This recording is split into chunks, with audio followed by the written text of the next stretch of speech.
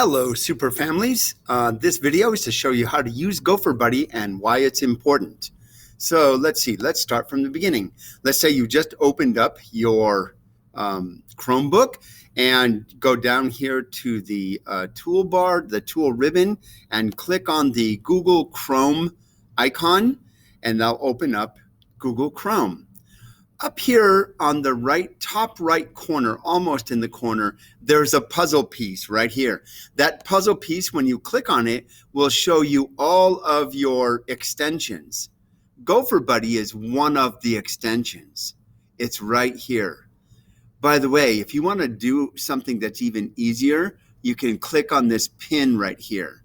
When you click on the pin, it means Gopher Buddy will go right here and stay on your bar, on your top bar right there.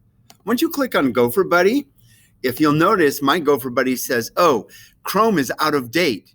The current version is 84 and our latest available version is 85. So what do? You just click on Fix It. And then Gopher Buddy will start fixing the problem for you right away. Okay. Gopher Buddy is something that you should run every day, and you should get that done as much as you can.